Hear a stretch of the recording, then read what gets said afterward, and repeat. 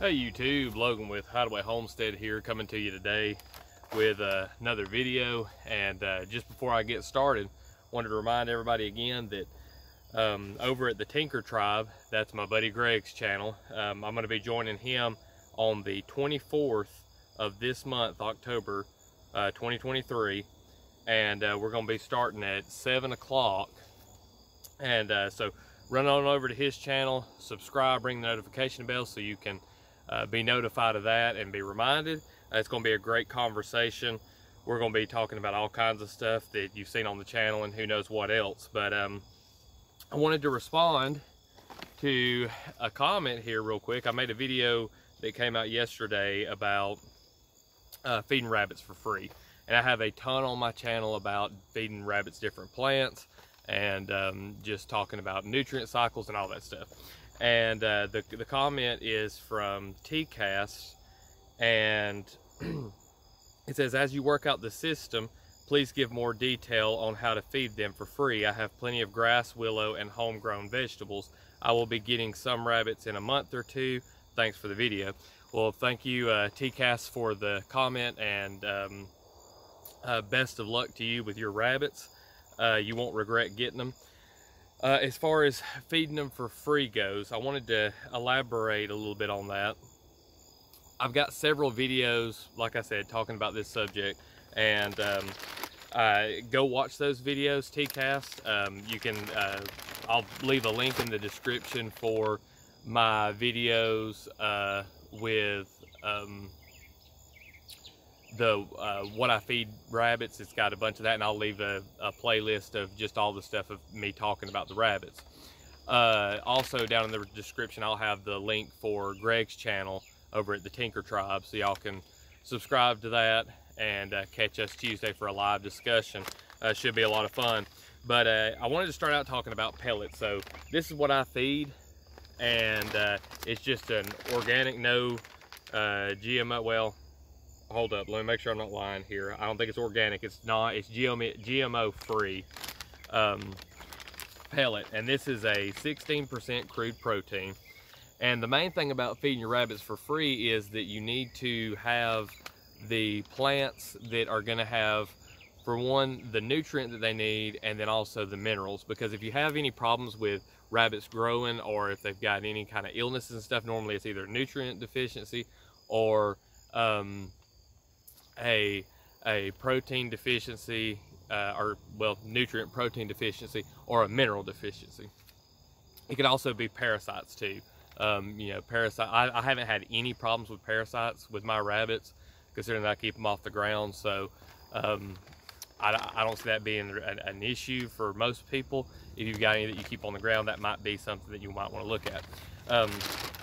But anyway, how do we get off of feeding pellets? Now, I've said many times in my videos that pellets are cheap. I'm not saying that, you know, it's so much better to work all day gathering up leaves and grass and stuff just so you can save. This bag here I think cost me $16. So pellets are cheap, but at the same time there's a lot of value in having your own feedstock. Now, I'm going to be making videos about the system as I get it tacked down, especially for the 9-acre property, when we're really dialing everything in. Right now we're doing a lot of experimenting with different stuff. I've got a lot of different trees that I grow, and plants and stuff that's just medicinals. But I'm going to go and give y'all pretty much my main go-tos. So as far as tree hay, or what I call, you know, tree fodder, my go-tos are the hybrid willow and mulberry. Mulberry is a tree that was bred for thousands of years to be a food fodder for silkworms. And on the higher end, you're going to get like 34% protein on dry leaf matter. So it's a really high protein content on the mulberry. The willow, not so much now, but from what I hear from most people and from my experience, rabbits can survive just about solely on willow.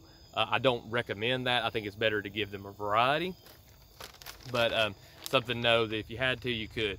I have the hybrid willow. I also use some of the Black Creek willow, the Salix nigra, that grows around here locally.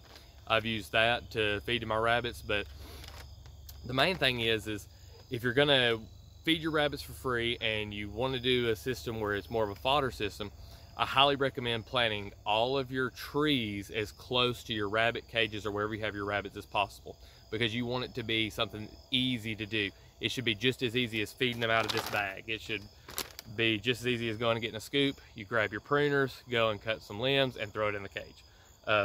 In my opinion, that's going to be the way that's going to keep you doing that and keeping you from doing this. Now, I still buy a ton of pellets, and the reason being is because I take all of the nutrient that the rabbits have in their droppings, all this stuff, this feed is full of minerals, stuff that your soil really needs, stuff that your soil can't do without, like selenium,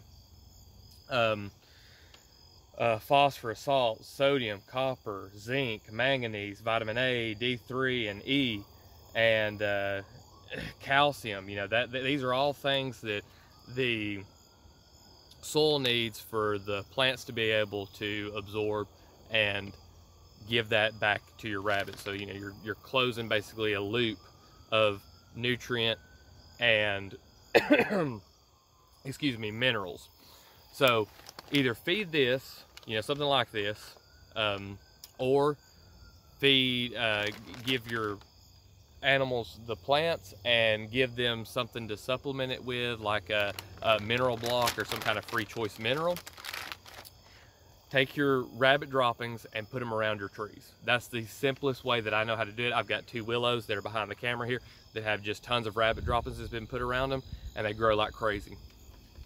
As far as other plants, I think alfalfa is a huge player in feeding your rabbits stuff other than pellets. So if you look on the ingredients of a lot of rabbit pellets, they'll list the ingredients by the largest quantity to the smallest quantity. So the first thing that you see on here is dehydrated alfalfa meal. Alfalfa is an excellent excuse me, I've got a cough, can't seem to get rid of, excellent feed source for rabbits. So if you could plant some alfalfa, have them some just mixed pasture to feed, a couple of fodder trees, something that's going to be high protein, like a white mulberry, or I've also been looking into kudzu. I've fed them kudzu before, and the mimosa trees is a really high protein. I think it's like 20-something% protein, but that's something you can feed them. And I'm gonna try not to make this video just super long, but remember, if you're gonna try to do this, you need to make sure that your soil and your plants are in good shape, because you can have the issue of your rabbits not getting the nutrition that they need. So buy your pellets, buy your mineral blocks, whatever you need to do to get that closed loop cycle, and plant everything close to your rabbits, as close to your rabbits as you can possibly get them. One thing that rabbits don't like is heat, and so planting fodder trees close to where their hutch is going to be, or where you're going to have their cages, is an excellent thing to do, because you're not only going to be having a food source for them, but you're going to be giving them that shade too. Fall is in the air. But anyway, I hope this video was helpful.